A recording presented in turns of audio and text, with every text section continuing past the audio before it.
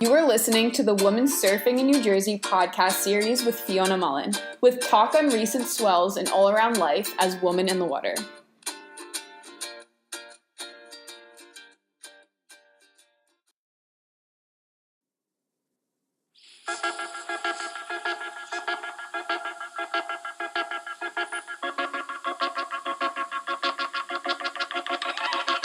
Found a cure for loneliness, I'm forever abused.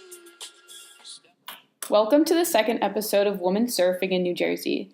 Today I'm here with Laurie Tobia, a Belmar local surfer. Laurie has been surfing for only 2.5 years, but would now consider herself a dedicated surfer. She is also an avid artist, creating murals around the Monmouth County area and even in places around the world like New Zealand and Indonesia. Her art has been inspired by her love for surfing and her life as a woman in the water. Today, Laurie is going to talk to us about the link between art and surfing and how the surf culture in New Jersey has inspired that lifestyle for her, as well as her thoughts on surf and travel.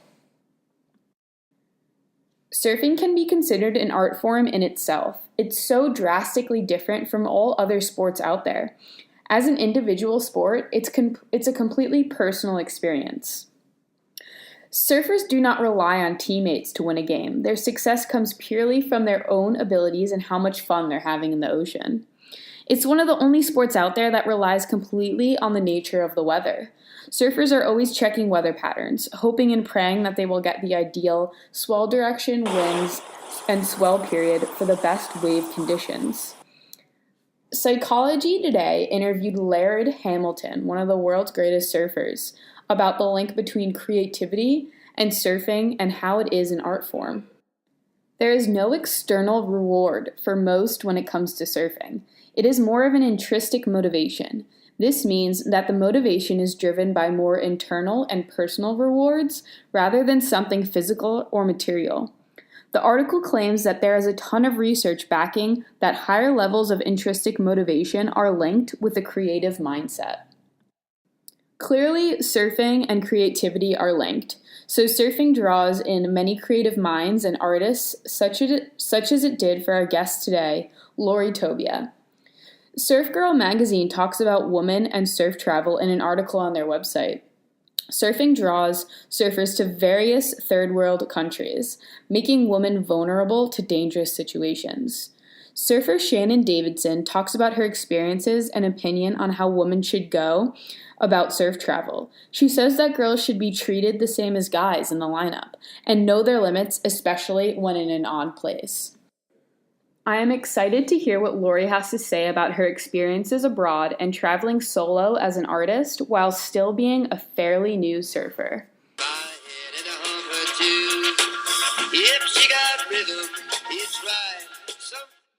Thanks for coming on the show today, Laurie. So stoked to have you as my second guest for this series.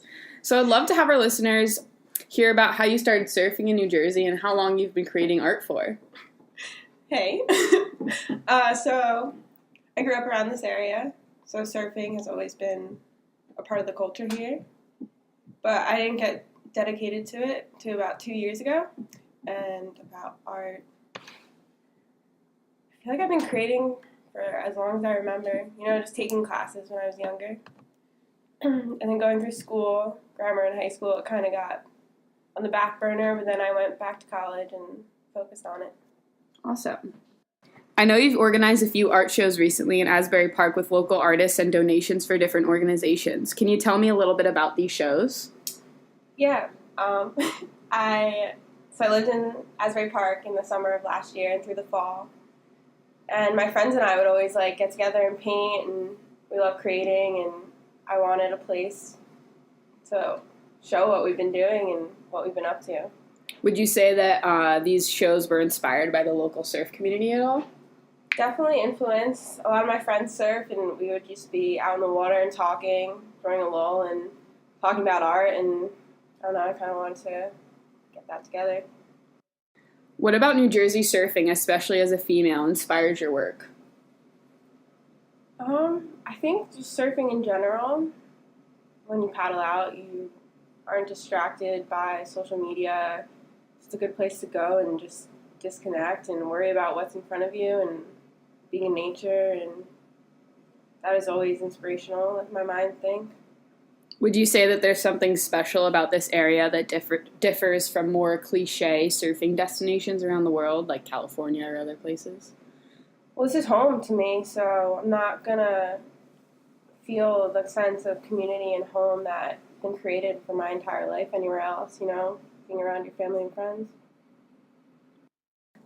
So, what's it like traveling as a female surfer? What struggles, if any, did you face abroad while surfing and creating artwork? There's highs and lows of everything. It was empowering being able to go to the other side of the world and just follow my intuition and go. And then there were moments where I really had to be aware and realize that I am not home and I am alone right now. But I pushed my limits and pushed my boundaries, and it just went to show me that going to the unknown and making yourself a little uncomfortable you're going to learn and grow so much from that. Surfing, not surfing, doing anything that challenges you. Is there any specific days or events that you say was extra challenging, like that day at Uluwatu that you were telling me about? Yeah, that was an adrenaline rush I'll never forget. Paddling out that keyhole, and I just read Barbarian Days, so I read the part where he was there and on that reef, and I'm so glad I went out at high tide because the first wave I tried to get it, I hesitated, and it was big, and I just got destroyed, and then I bounced back, and it was worth it. Yeah, and then I got the next wave, and it was unreal, like, that feeling. It went forever, that wave. It's awesome there. So this is something I'm going to ask all you girls that I interview on my show, since I think it's important that other ladies hear this. Any last advice or words of wisdom to the woman out there looking to pick up surfing in New Jersey? Just go for it. Don't let people intimidate you. Don't ever feel like you're not supposed to be out there, because you are. The ocean's for everyone. Thanks for talking with me today, Laurie. For the listeners, join me next week to hear more about the women's surf scene here in New Jersey. I will be talking to Kirsten Schroeder, owner of Girls Wave Riding Camp here in Monmouth County. Until then, happy surfing. You're living when it all becomes a blur. Can't be explained, and it ain't no reason to. Something strange just takes over you.